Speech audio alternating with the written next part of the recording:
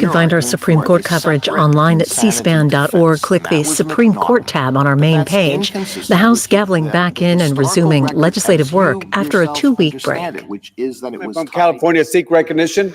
Mr. Speaker, I move that the House suspend the rules and agree to House Resolution 543, a resolution recognizing Hong Kong's bilateral relationship with the United States, condemning the People's Republic of China for violating their obligation to the people of Hong Kong, and supporting the people of Hong Kong's right to freedom of assembly and peacefully protest, as amended.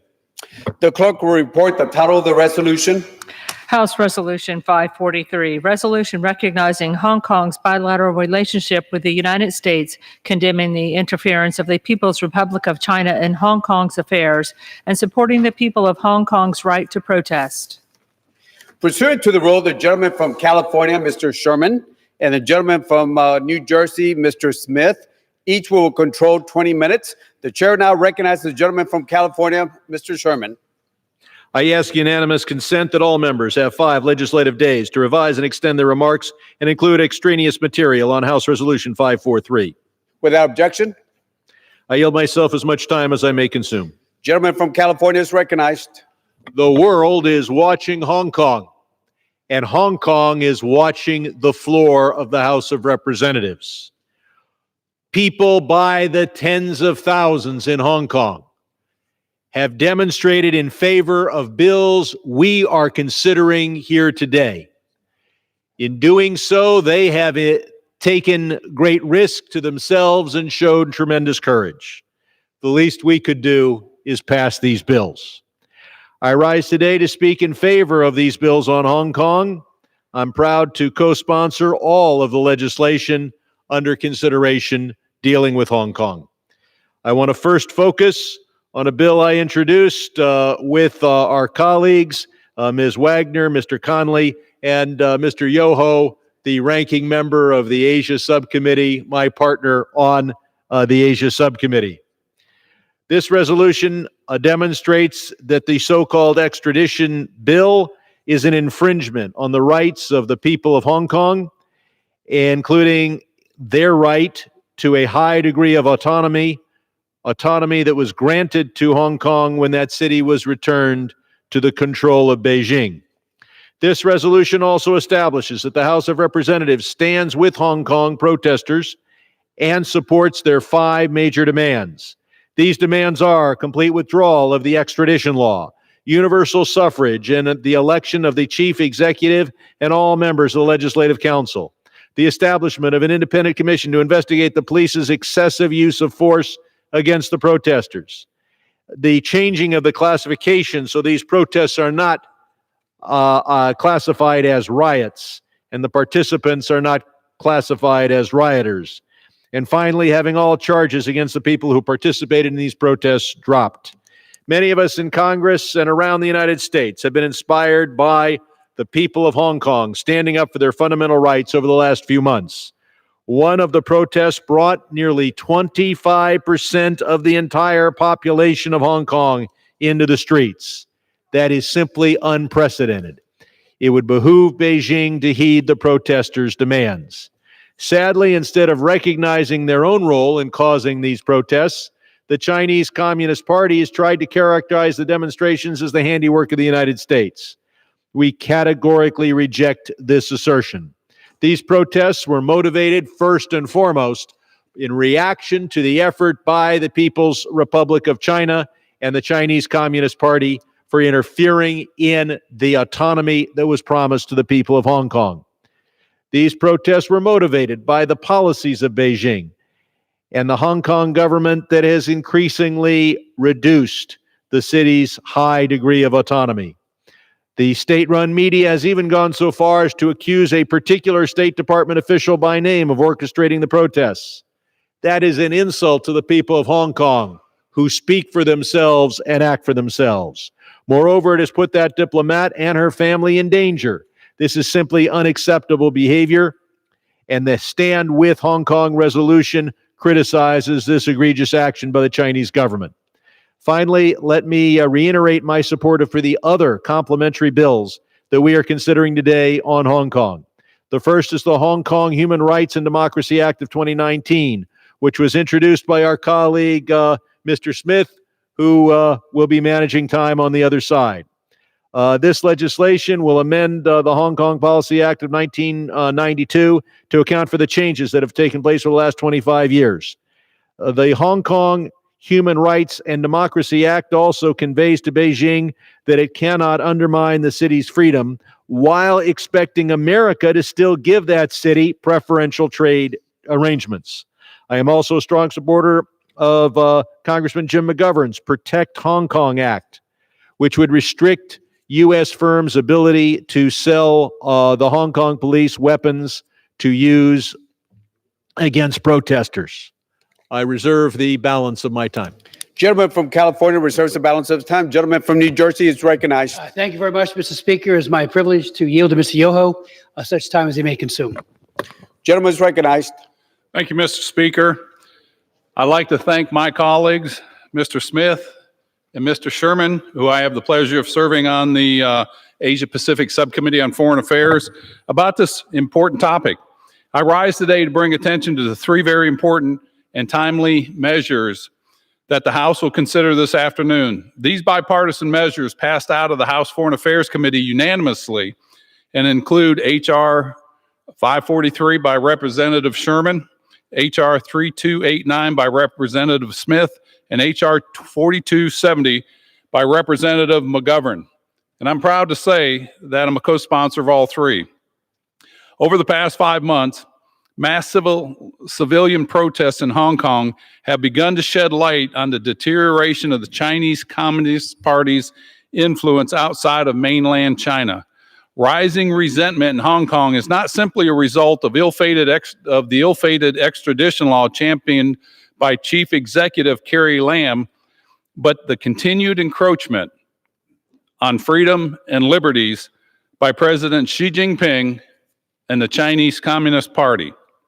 Despite the 1997 Sino-British Agreement, leaders in Beijing continued their high-intensity political pressure campaign to subdue dissent within Hong Kong, which has emboldened the people of Hong Kong to stand up against Beijing, but more for freedom.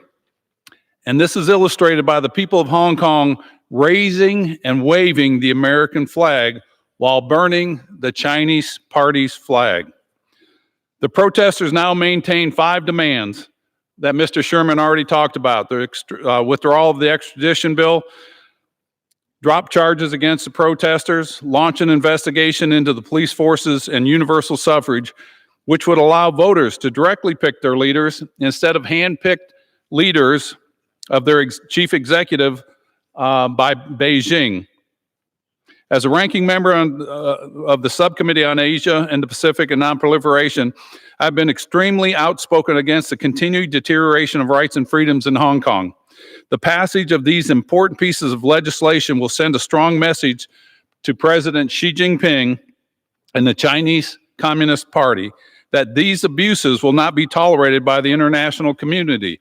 Keep in mind that China and Great Britain signed this international agreement in 1997, where it stated that Hong Kong would be an autonomous region, self-ruled, and have an independent judiciary system. Only 22 years into it, Xi Jinping has said, as far as he's concerned, that agreement is null and void. And so you see the people of Hong Kong standing up in protest because they've experienced freedom and liberty. They're willing to risk their life. I just had a group of Hong Kong students come in. These are the ones that are right in the face, right in the forefront of the protests in Hong Kong, and they came to our office begging for help by the American people, by the American government. Now, granted, Hong Kong, we all know, is a province of China, but we also know there was an agreement for 50 years. It was to be autonomously ruled with an independent judiciary committee that Xi Jinping and the Communist Party of China have canceled. And I think this is a message for all people of the intent of what China is doing. We, as members of Congress, we have so much more that we represent It's not a political body where we fight back and forth and discuss different things. What we represent here in America is what people around the world are willing to risk their life for and stand up in front of the face of adversity to one of the emerging superpowers of the world and say, we do not accept your communist authority rule. We want you to honor liberty and freedom. See, the people of Hong Kong, they've experienced freedom and liberties.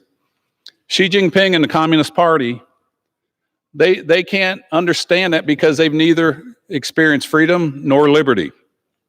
So as supposedly the greatest deliberative body on the planet, this transcends way beyond what we do here. This is standing up for ideals that people around the world are willing to die for. And it's this body that can send a strong message to the Chinese Communist Party, to Xi Jinping, that says we will not let liberties and freedom be taken away from people that have claimed that have known that all their life, and that should be honored by those that are trying to take it apart. And before they want to take it apart, I suggest Xi Jinping and the Communist Party try freedom and liberty. Try democracy for a while. You might like it. And so with that, I think these are three very important bills that should pass through this House unanimously as it passes through the Senate to show that we stand in solidarity with our folks, our friends in Hong Kong. And if not, if we don't send a strong message, it'll embolden China. And I hope our manufacturers and all of our businesses around the world that do business in Hong Kong are paying attention to this, because they are the ones that are creating a business environment that feeds China, that can continue these terrible acts of suppression on liberties and freedoms. So I hope the business community will say, you know what, we stand with the American people. And when it pains me when I see people like the NBA or other organizations, corporations that'll bow down to China, and they do it for profit. It's time that we stand up, not just as Americans, but people that are the bearer of liberty and freedom around the world that the rest of the world looks to. And with that, I yield back my time. Thank you. Gentleman from Florida yields back the balance of time. Gentleman from New Jersey reserves. Gentleman from California is recognized. We have no additional speakers on this side, so I continue to reserve. Gentleman from California reserves the balance of his time. Gentleman from New Jersey is recognized. We had no further requests for speakers, so we give back our time. Gentleman yields. Oh. Gentleman. If I could take that back, Mr. Speaker, and ask that French Hill be yielded such time as he may consume. Gentleman from Arkansas is recognized. I thank the Speaker. I thank my friend from New Jersey very much to come and speak on the subject of Hong Kong today. I rise in support of all these bills before us today, particularly from my friend from New Jersey, the Hong Kong Human Rights and Democracy Act. And I stand in solidarity with all freedom-loving people in Hong Kong. For more than 4 months, we've witnessed Hong Kong citizens peacefully protest for the right to live in a free and fair political system. Over my years, I've traveled to Hong Kong and witnessed their innovative spirit and work ethic. In fact, Hong Kong was the model for the post-World War II growth of the Asian tigers in their prosperity and innovation. In the 1980s, when a proponent of welfare statism queried pro-growth economist Melvin Krauss, how many Hong Kongs can the world have? Dr. Krauss replied, as many as the world will allow itself. Freedom lovers should rally to that wisdom. This summer, I had the opportunity to hear directly from leaders in Hong Kong dedicated to religious tolerance and democracy, as promised in the One Country, Two Systems agreement. The people of Hong Kong continue to wave American flags during their protests as a symbol for the freedoms that they desire. And rather than receiving support from all over our great land here in the country, they've had to witness the blatant hypocrisy that we've seen from U.S. companies, including the National Basketball Association. More worried about a bottom line and retribution from the PRC rather than standing up for the basic human rights that we are so blessed with in this country and that we advocate for as a part of our foreign policy all over this globe. The free world is looking to us for leadership, and that's why I thank my friend from New Jersey, Mr. McGovern, Mr. Sherman, for supporting these legislative efforts on a bipartisan basis, but more importantly, supporting the people in Hong Kong, that they have the right to freedom of expression and democratic governance guaranteed under that 50-year arrangement agreed to in 1997 by both, Mr. Speaker, the United Kingdom and the People's Republic of China. So I urge all my colleagues to support these measures today. I thank their sponsors, and I yield back the balance of my time.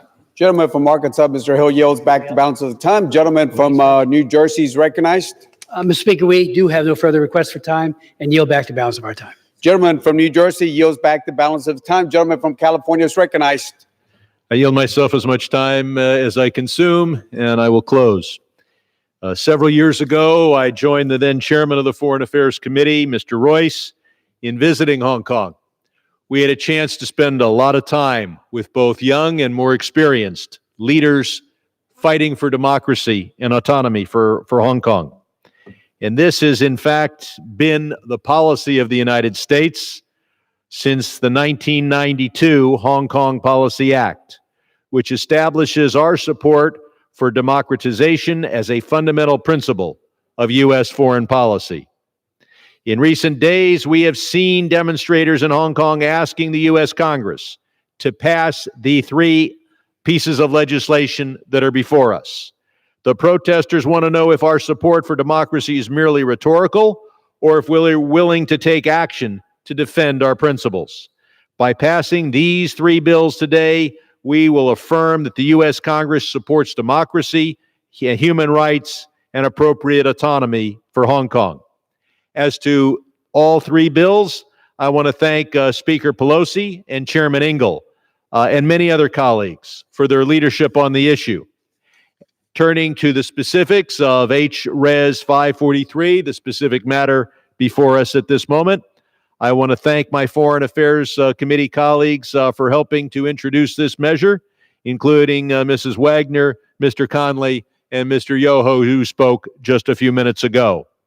H-Res 543 recognizes our country's strong relationship with the people of Hong Kong. It is an important measure of solidarity at a time when protesters are facing police brutality and China is trying to take away the autonomy that it promised. I urge my colleagues to support this measure.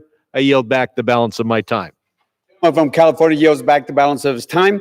The question is, will the House suspend the rules and agree to House Resolution 543 as amended? Those in favor say aye. Those opposed say no. In the opinion of the chair, 2/3 being the affirmative, the rules are suspended, the resolution is agreed to, and without objection, the motion to reconsider is laid on the table. Without objection, the title is amended.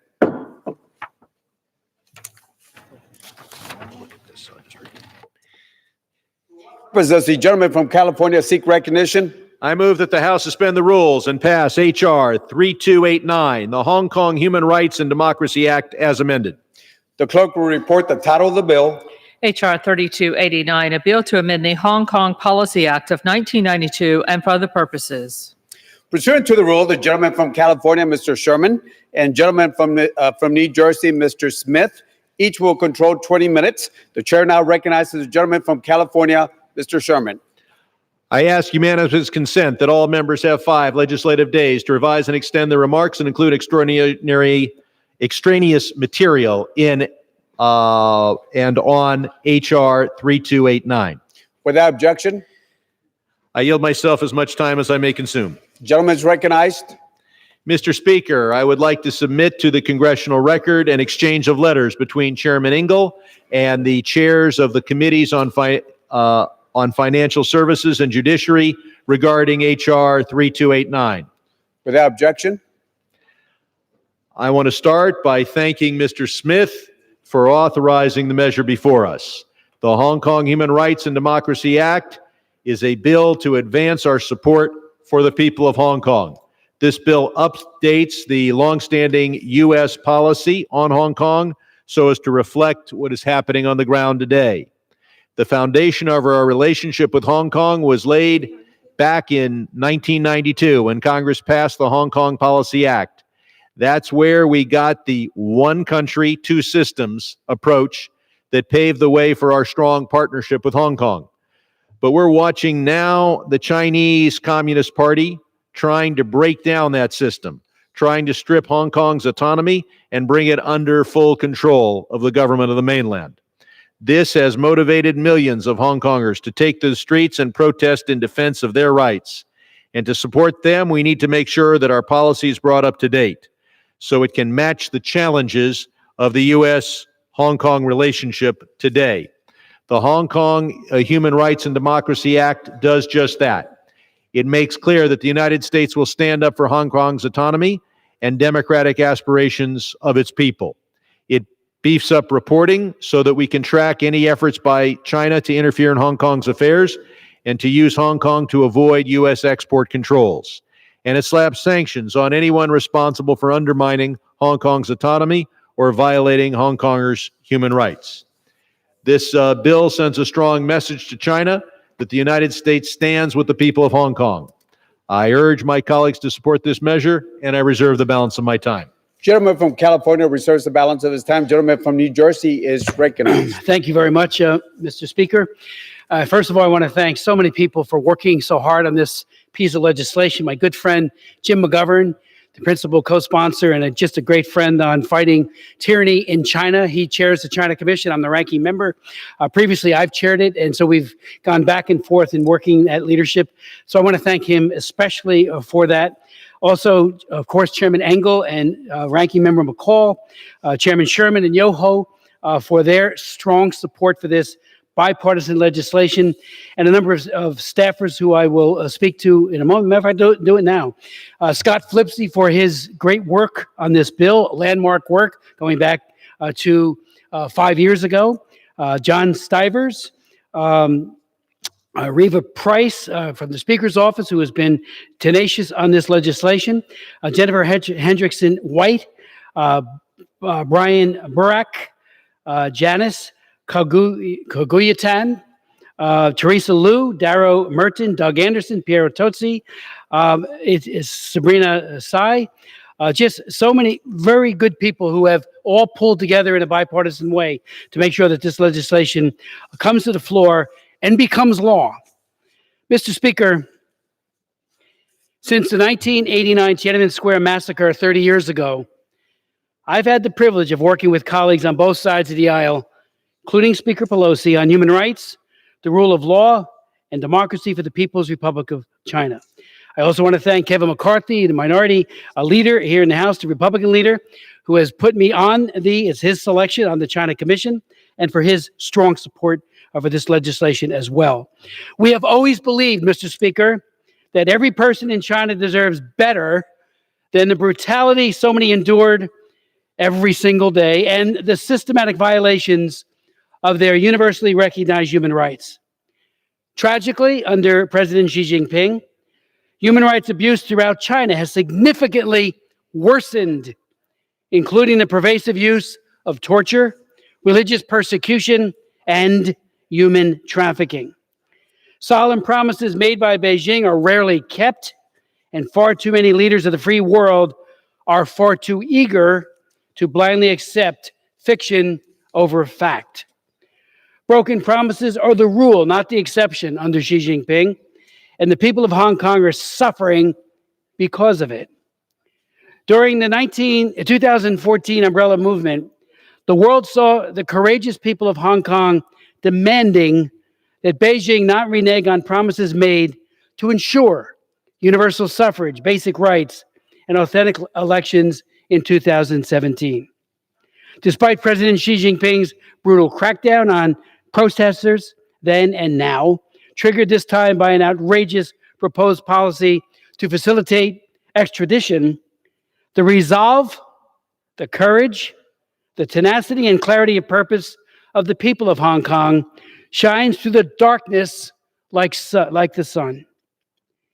2 days ago, Reuters reported that President Xi Jinping told leaders in Nepal, quote, anyone attempting to split China in any part of the country will end in crushed bodies and shattered bones.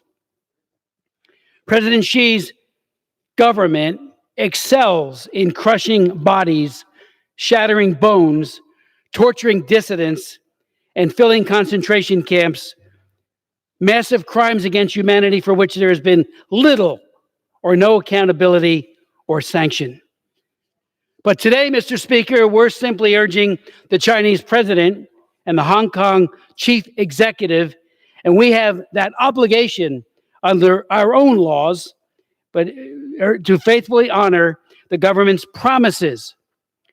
Honor the promises made in the 1984 Sino-British Joint Declaration that facilitated the conveyance of Hong Kong from the United Kingdom to China, beginning on July 1st, 1997, that autonomy, human rights, including press, assembly, association, and religion, would be exactly the same as before the handover for at least 50 years. Honor the promises made in the Basic Law of Hong Kong, adopted by China's National People's Congress in 1990, before the give back of Hong Kong, that autonomy and rights would be protected. Even before the latest round of protests, Mr. Speaker, the U.S. State Department has noted that rights and liberties in Hong Kong have diminished. They're not living up to their solemn promises made in order for the Hong Kong conveyance to occur. You know, the great young leader Joshua Wong reminded us that a fourth of the population of Hong Kong, about 2 million people, turned out for one of the peaceful protests. Mr. Speaker, where has ever that happened? 5 years ago, Mr. Speaker, in 2014, joined by Mrs. Pelosi, I introduced the bipartisan Hong Kong Human Rights and Democracy Act. We did it again in 2015, in 2017, and again this year, again with my good friend from Massachusetts. Our new bill, the Hong Kong Human Rights and Democracy Act, is a blueprint for meaningful action. Specifically, the act directs the Secretary of State to certify to Congress annually whether Hong Kong continues to deserve special treatment under U.S. law, different from mainland China, in such matters as trade, customs, sanctions enforcement, law enforcement cooperation, and protection of human rights and the rule of law. It encourages the State Department not to deny visas based on an applicant's arrest or detention for participating in nonviolent activities in Hong Kong. It requires an annual report from the Commerce Department on whether the Hong Kong government adequately enforces U.S. export controls and sanctions laws, including on those goods and services transshipped to North Korea, Iran, or other countries relating to the proliferation of weapons of mass destruction, violations of human rights, and narcotics trafficking, and more.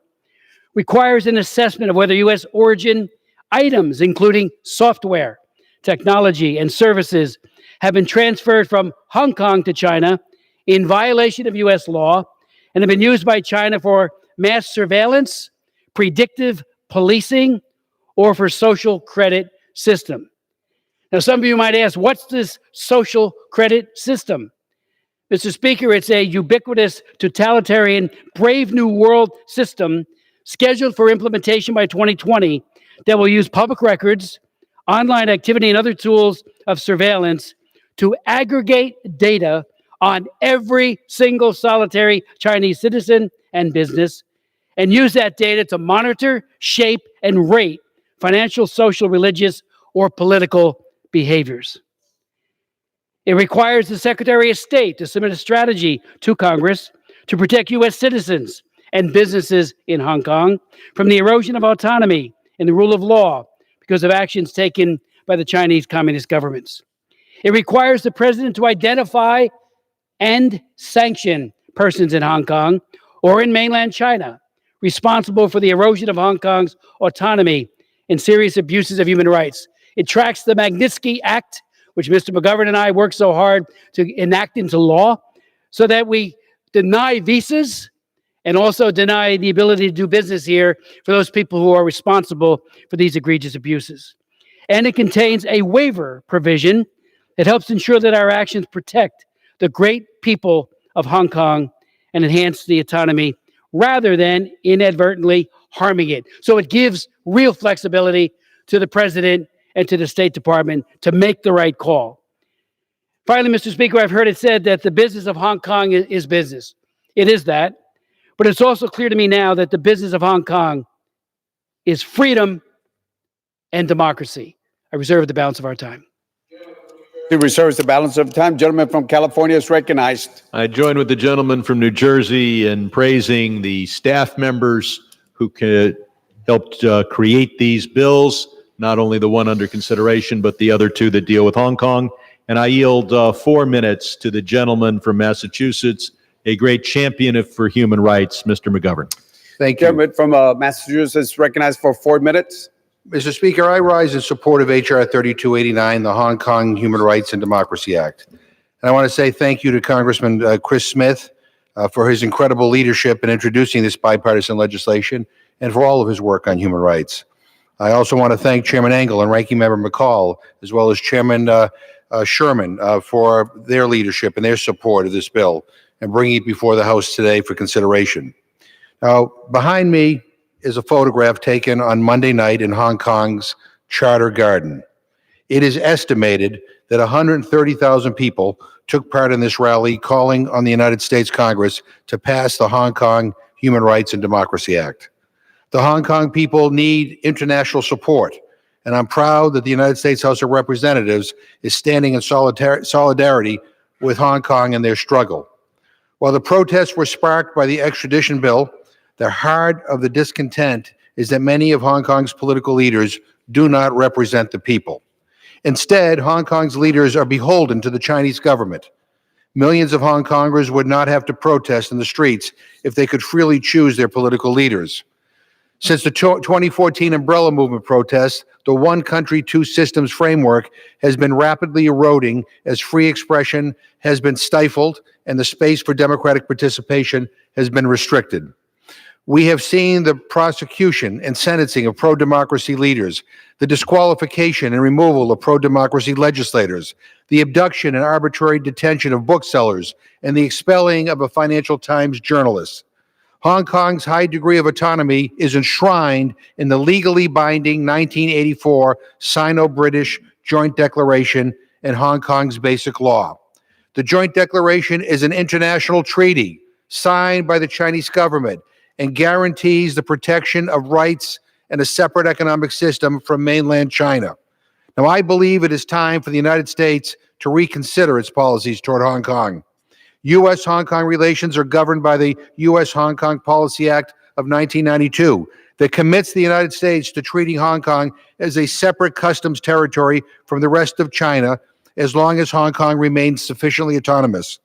The Hong Kong Human Rights and Democracy Act would require the Secretary of State to certify on an annual basis whether Hong Kong continues to warrant special treatment different from mainland China under U.S. law. It is time we put the Chinese government on annual notice that further erosion of autonomy or a crackdown will cause the city, which serves an important financial haven for wealthy Chinese elites, to lose its special economic, financial, and trade arrangement with the United States. Further, the legislation authorizes sanctions against individuals who violate human rights and states that Hong Kong visa applicants should not be denied entry to the United States based on politically motivated arrests based on their protest activities. And to be clear, we stand together with the people of Hong Kong and indeed all the people of China when we express our concerns about the human rights violations of the Hong Kong and Chinese governments. Over the years, Hong Kong has prospered and become the financial center of Asia because of its strong commitment to the rule of law, good governance, human rights, and open economic system. We must use our leverage to help the people of Hong Kong in their struggle to secure a democratic future that protects Hong Kong's autonomy and way of life. I am proud to support this legislation. I urge all my colleagues to support this legislation. I yield back my time. Gentleman yields back the balance of time. Gentleman from California reserves the balance of his time. Gentleman from New Jersey is recognized. Mr. Speaker, we yield back the balance of our time. Gentleman from New Jersey yields back the balance of time. Gentleman from California is recognized. We have no additional speakers on this side, so I yield myself so much time as I may consume for the purpose of closing. I want to thank Mr. Smith for introducing this legislation. 30 years since Tiananmen Square, Chinese authorities are still turning to violence and intimidation to crush deceit and to attack basic freedoms. With this important legislation, we send a clear signal that the United States stands with the people of Hong Kong. I hope all members will join me in supporting the passage of this legislation, and I yield back the balance of my time. Gentleman yields back the balance of time. The question is, will the House suspend the rules and pass Bill H.R. 3289 as amended? Those in favor say aye. Those opposed say no. In the opinion of the chair, 2/3 being in the affirmative, the rules are suspended, the bill is passed, and without objection, the motion to reconsider is laid on the table.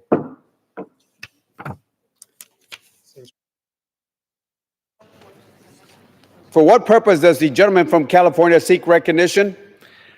Mr. Speaker, I move that the House suspend the rules and pass H.R. 4270, a bill to prohibit commercial exports of certain non-lethal crowd control items and defense articles and services to the Hong Kong police and for other purposes as amended. The clerk will report the title of the bill.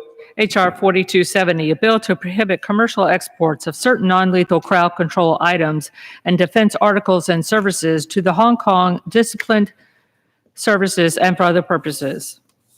Pursuant to the rule, the gentleman from California, Mr. Sherman, and the gentleman from New Jersey, Mr. Smith, each will control 20 minutes. The chair now recognizes the gentleman from California. Yes, sir. I ask unanimous consent that all members have 5 legislative days to revise and extend their remarks and include extraneous materials on H.R. 4270. Without objection. At this point, I would yield 1 minute to the Speaker of this House, a woman who has dedicated decades of her life to the fight for human rights, the gentlelady from California, Ms. Pelosi. The gentlewoman from California is recognized.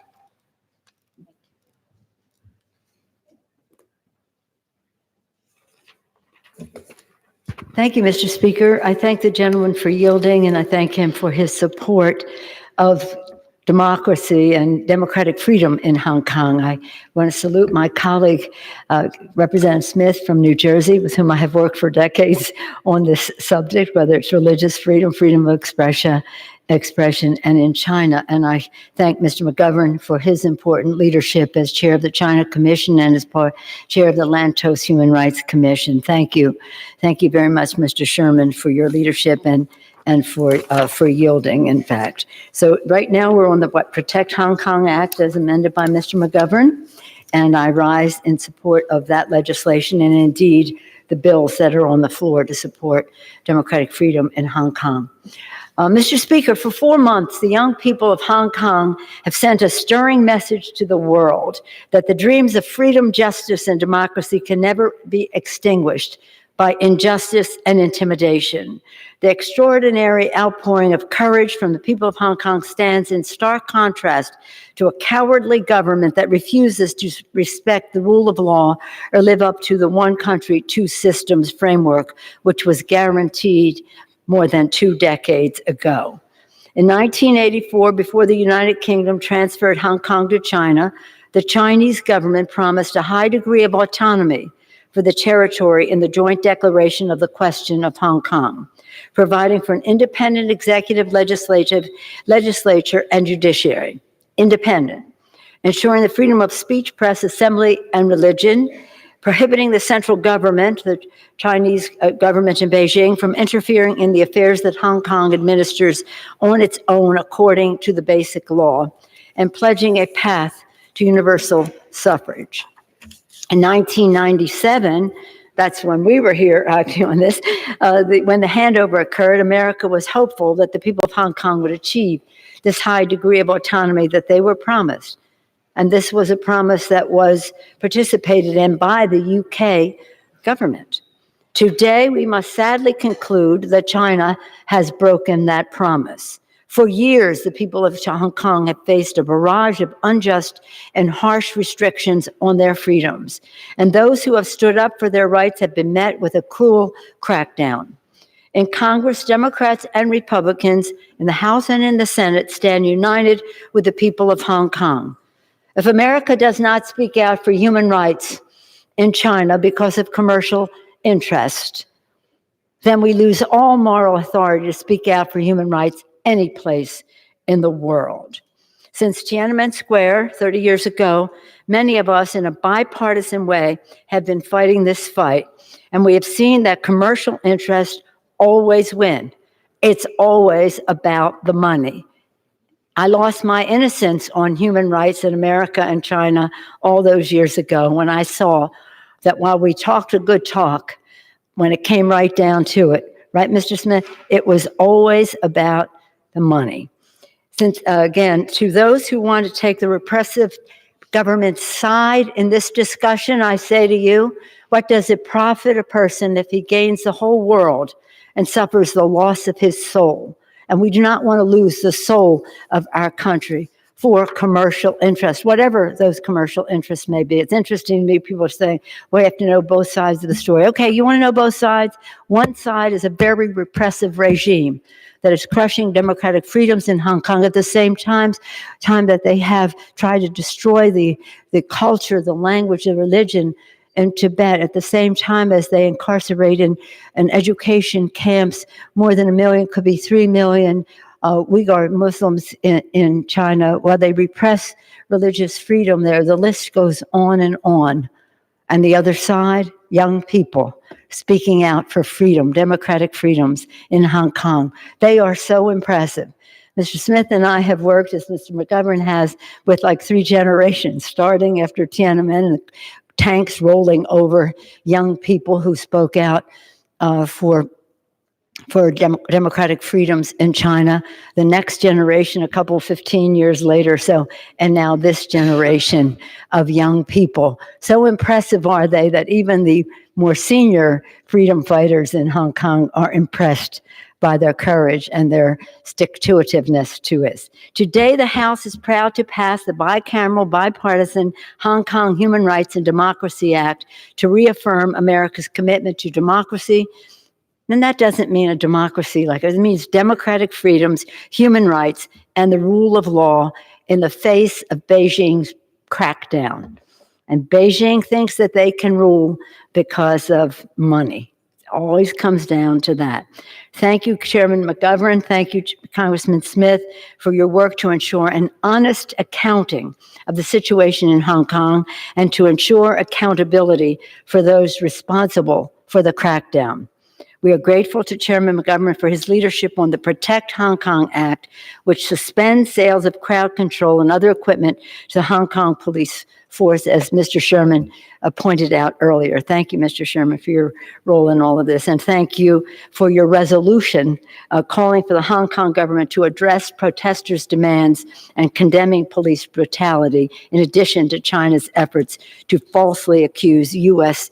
diplomats of fueling unrest. Thank you, Mr. Sherman. Last week, Martin Lee, the grandfather of Hong Kong democracy, we started working with him decades ago. He said, "We fear Hong Kong will become just another Chinese city. That means one without any of the freedoms that they were guaranteed. The future of Hong Kong, the future of autonomy, freedom, and justice for millions is at stake. America must stand with Hong Kong." It's very interesting that when they were having, in the first weeks of the demonstration, or the first months of the demonstration, 2 million people, mostly young people, were in the streets. And people were saying, oh my heavens, 2 million people turning out. And you remember that 2 million is 25% of the population of Hong Kong. That's 8 million people. 25% of the population in the street. And the beat goes on. And hopefully they will hear from this Congress our support for their human rights, and that we will not sell our souls for money at the expense of our values. I also want to thank a distinguished chairman of the committee, Mr. Elliot Engel, for his leadership on all this over time. With that, Mr. Speaker, I yield back the balance of my time. I urge and I vote on all of the above to join in bipartisan, bicameral support for the people of Hong Kong. Thank you. Gentleman from California yields back the balance of her time. Gentleman from California reserves the balance of his time. Gentleman from New Jersey. Did you want to go first? Jim? Receive a message. Mr. Speaker, a message from the President of the United States. Mr. Speaker, Madam Secretary. I'm directed by the President of the United States to deliver to the House of Representatives a message in writing. Gentleman from New Jersey is We recognized. reserve the balance of our time, Mr. Speaker. Gentleman reserves the balance of his time. Gentleman from California is recognized. I yield 5 minutes to the author of this important bill, the gentleman from Massachusetts, a stalwart supporter of human rights, Mr. McGovern. Gentleman from Massachusetts is recognized for 5 minutes. Thank you very much. I want to thank my colleague from California for his leadership, and I rise in support of H.R. 4270, the placing restrictions on tear gas exports and crowd control technology to Hong Kong Act, the Protect Hong Kong Act. I'm proud to have introduced this bipartisan legislation along with my colleagues Chris Smith and Ro Khanna that responds to the excessive and unnecessary use of force by the Hong Kong police targeting those engaged in peaceful protests. I want to thank the chairman and ranking member of the Foreign Affairs Committee for bringing this bill so quickly before the House for consideration. The Protect Hong Kong Act prohibits U.S. exports of defense articles, munitions, and police equipment to Hong Kong. Specifically, it stops U.S. exports of tear gas, pepper spray, grenades, rubber bullets, guns, semi-automatic rifles, and such defense articles and munitions to the police. Now, let's be clear about what is happening in Hong Kong right now.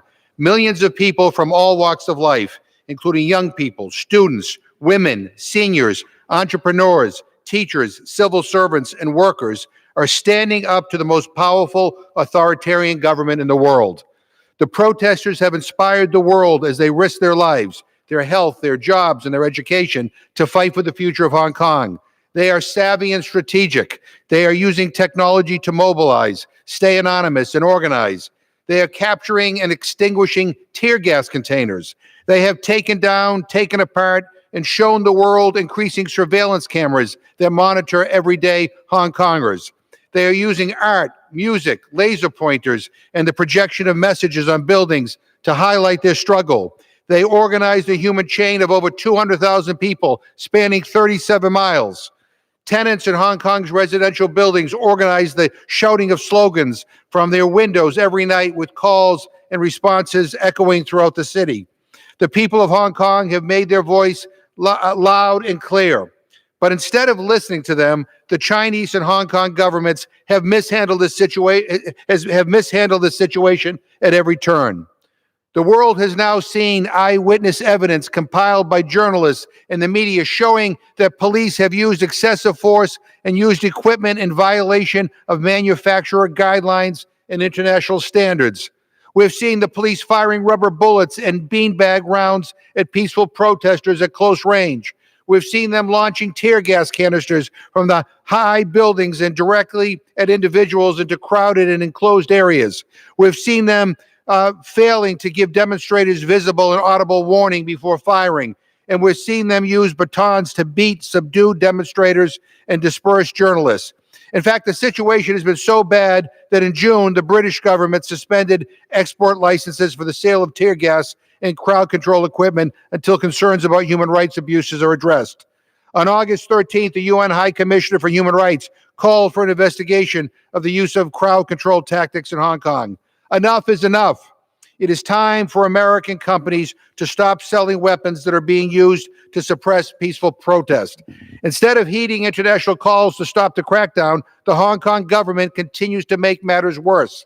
On October 1st alone, 269 arrests of protesters spanning the ages of 12 to 71 were made. 2 teenage protesters have been shot with live ammunition, and the uptick of violence against journalists has further served to inflame public anger against the government and the police. Instead of establishing an independent commission of inquiry on police conduct to de-escalate the situation, the Hong Kong government has formally invoked the Emergency Regulations Ordinance to ban the use of masks during public assemblies. This is an impractical and draconian step that moves the city closer toward martial law.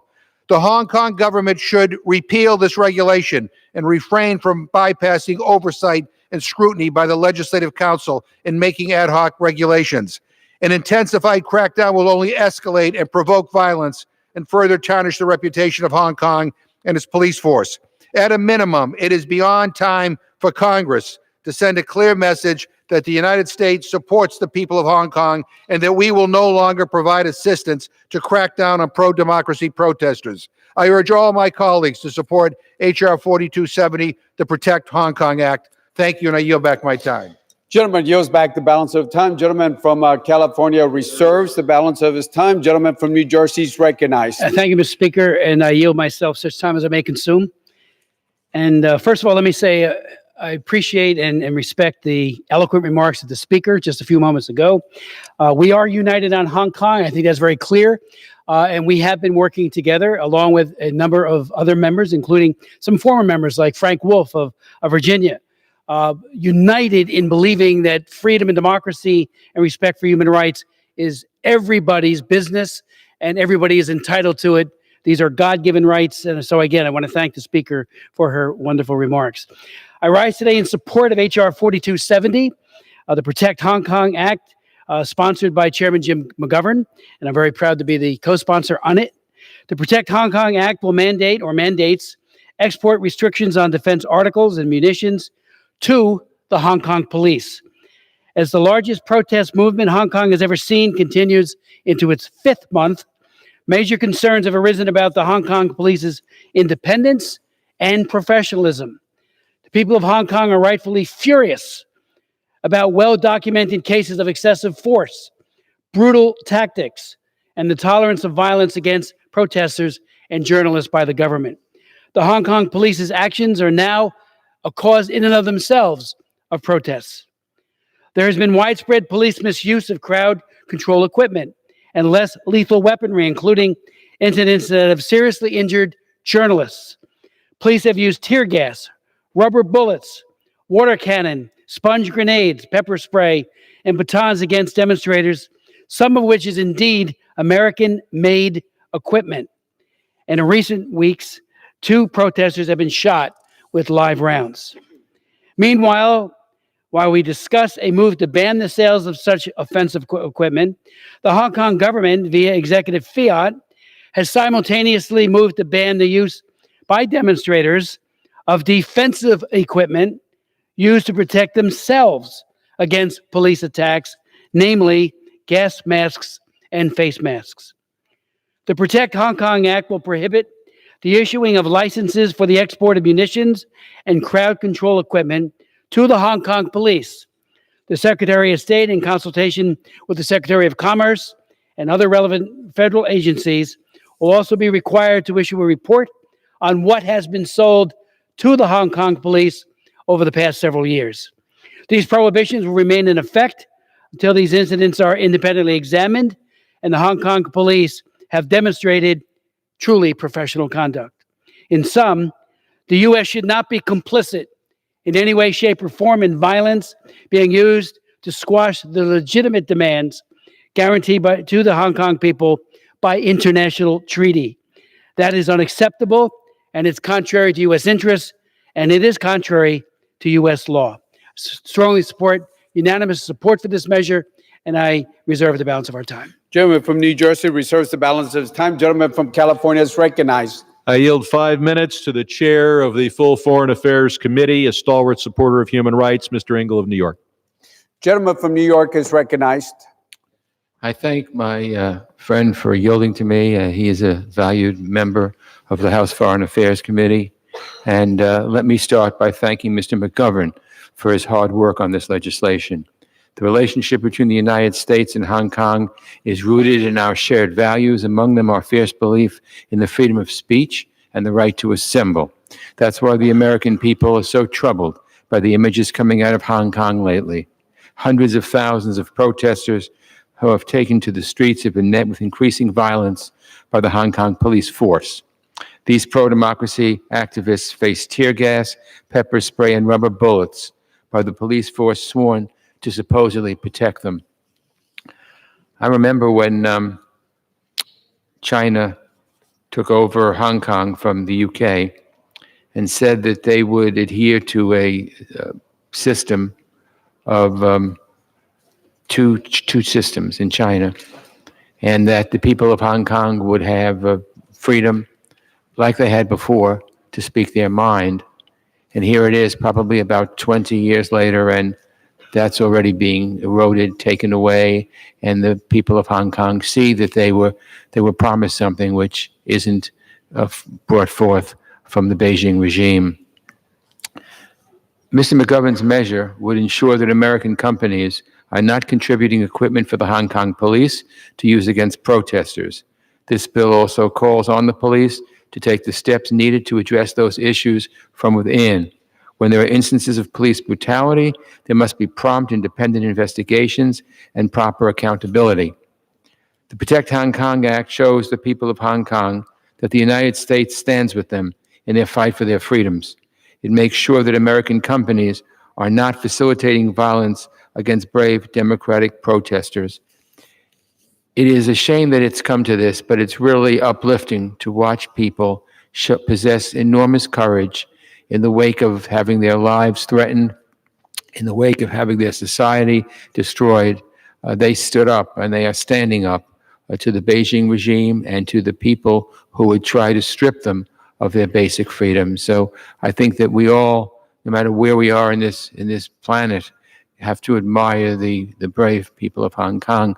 We had the good fortune of meeting a number of the protesters when Speaker Pelosi called a press conference a few weeks ago, and we talked about this bill. It was really heartening to be able to speak to these young people one-on-one. These are young people who have shown just enormous amounts of courage, and they should know that the United States will always support them, will continue to support them, and we won't stop until the people of Hong Kong have the democracy and the freedom they deserve. So I urge my colleagues to join me in supporting H.R. 4270, and I yield back the balance of my time. Gentleman from New York yields back the balance of time. Gentleman from California reserves the balance of his time. Gentleman from New Jersey, Mr. Smith, is recognized. Mr. Speaker, we have no further requests for time, so I yield back the balance of our time. Gentleman from New Jersey yields back the balance of the time. Gentleman from California, Mr. Sherman, is recognized. Thank you, Mr. Speaker. I yield myself as much time as I may consume for the purpose of closing. The people of Hong Kong have the right to peaceably assemble without fear of violence. They need to know that their friends in the United States are not providing tools of the violent repression being used against them.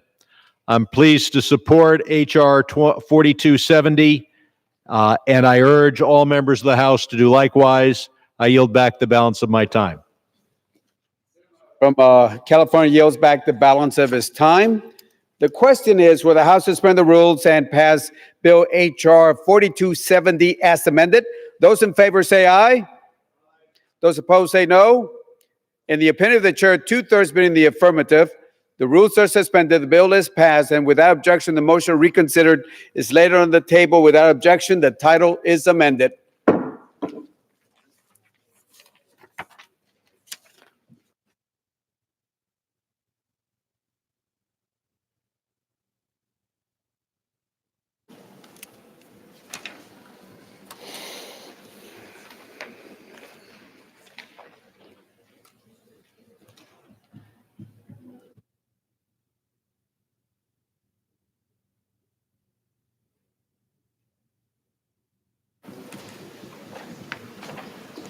For what purpose does the gentleman from New York seek recognition? Mr. Speaker, I move that the House suspend the rules and agree to House Resolution 521, commending the Government of Canada for upholding the rule of law and expressing concern over actions by the Government of the People's Republic of China in response to a request from the United States Government of Canada for the extradition of a Huawei Technologies Company Ltd. executive.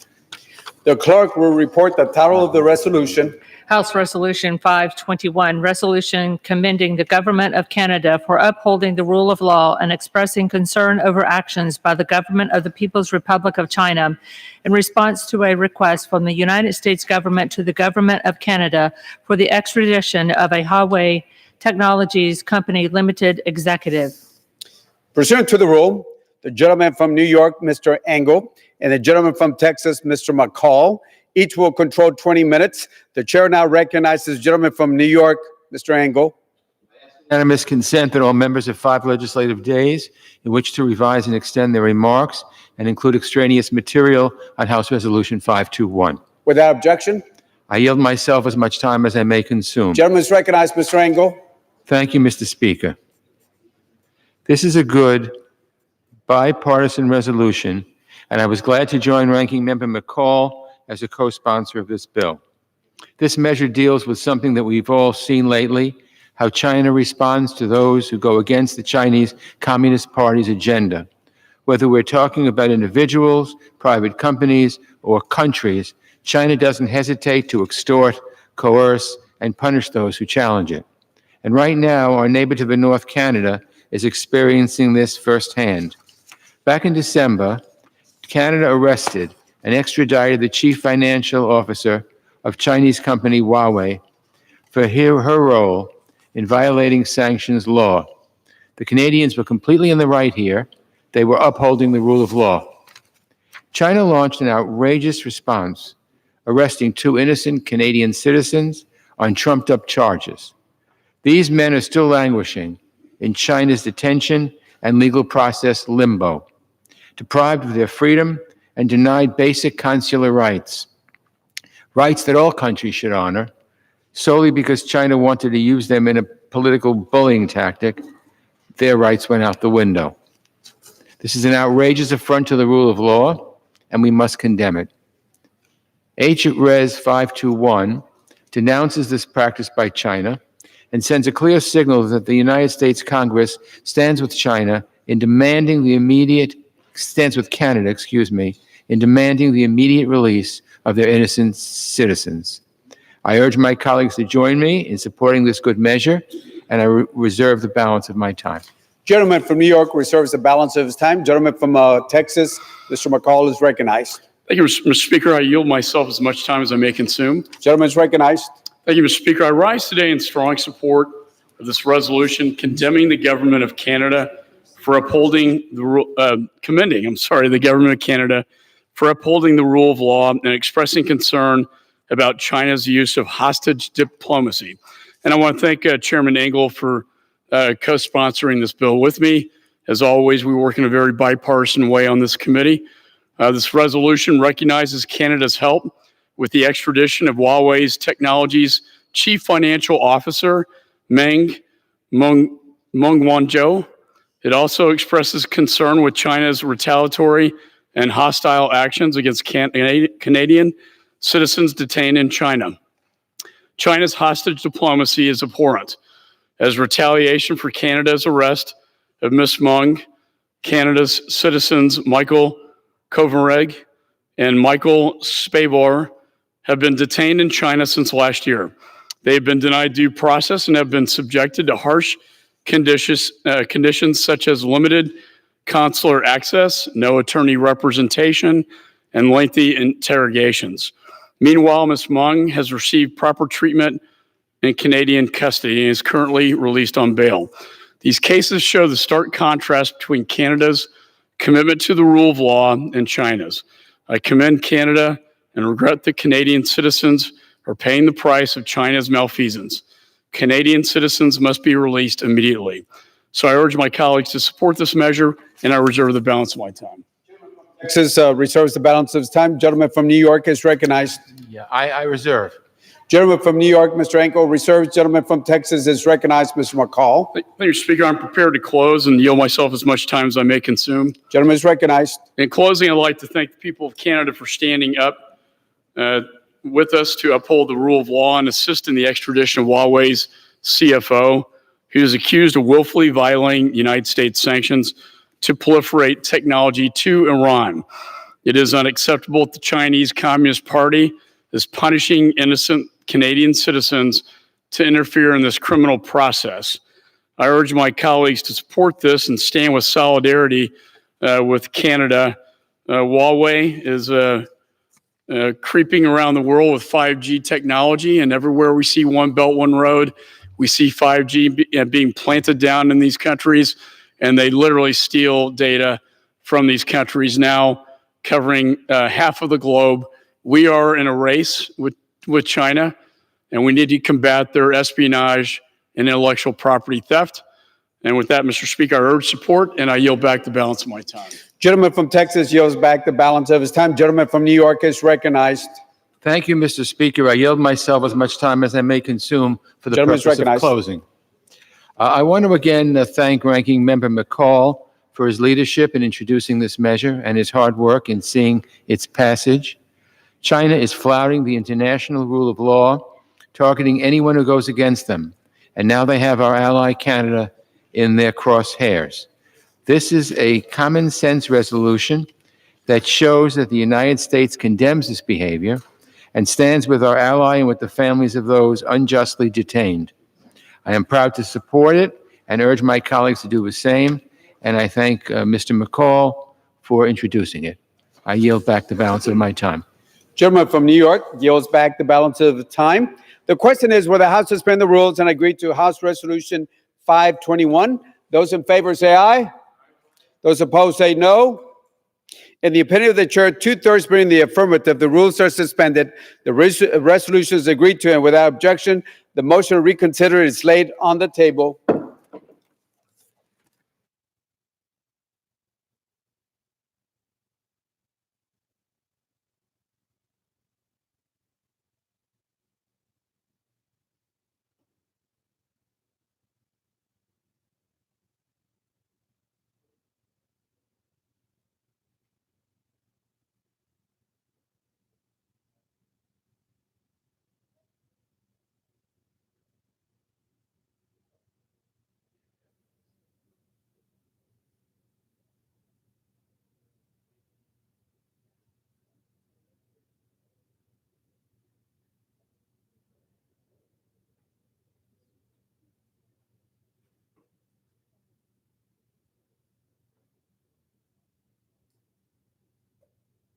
Does the gentleman from California seek recognition?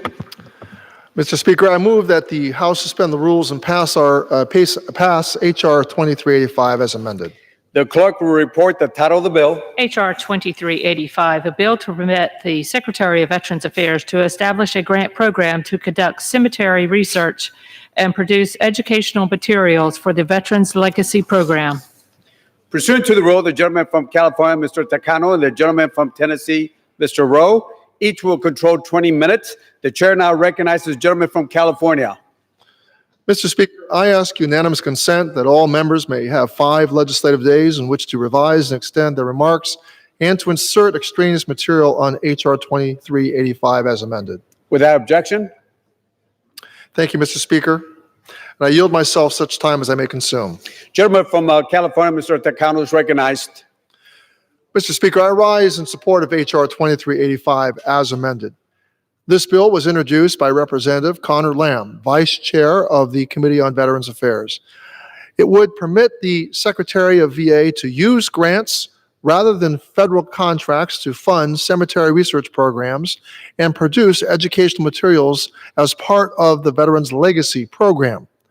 Switching to a grant program would ease many administrative burdens associated with federal contracts, allow for more timely payment, and broaden the reach of the program to smaller organizations. The Veterans Legacy Program was launched by VA's National Cemetery Administration in order to resurrect the stories of veterans interred at national cemeteries, to educate future generations, and to honor the legacy of our nation's heroes.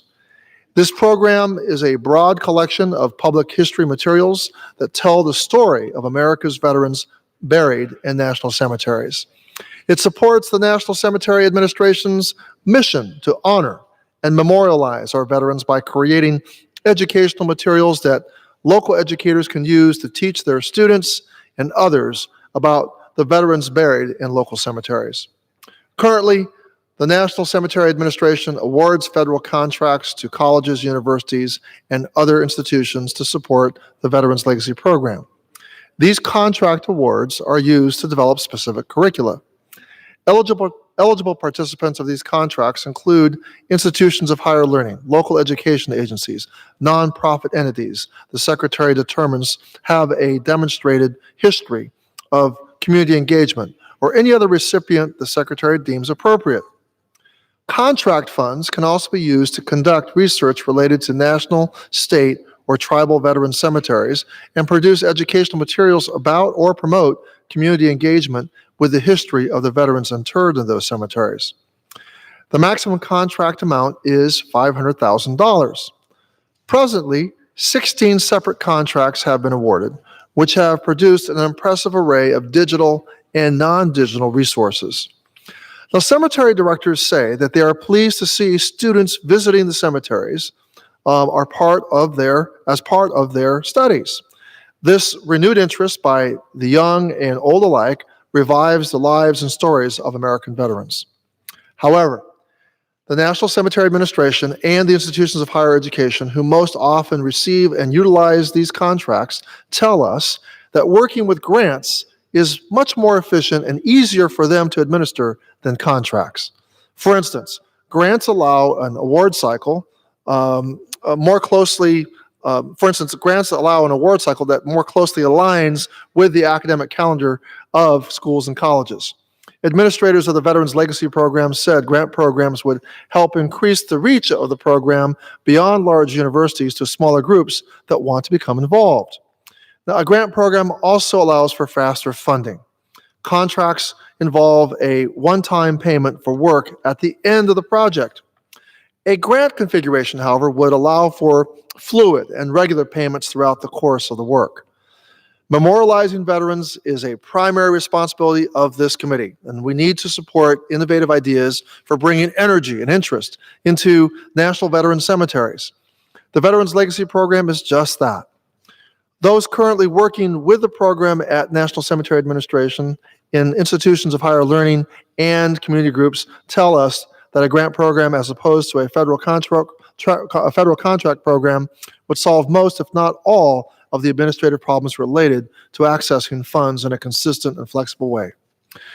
H.R. 2385 does that by simply allowing VA to provide grant funding to the Veterans Legacy Program. Mr. Speaker, I reserve the balance of my time. Gentleman from California reserves the balance of his time. Gentleman from Tennessee is recognized. Mr. Rowe. Thank you, Mr. Speaker. I yield myself as much time as I may consume. Gentleman is recognized. Thank you, Mr. Speaker. I rise today in support of H.R. 2385 as amended. This bill, which is sponsored by our Congressman Connor Lamb from Pennsylvania, a United States Marine veteran, would authorize the Department of Veterans Affairs to award grants instead of contracts to educational organizations that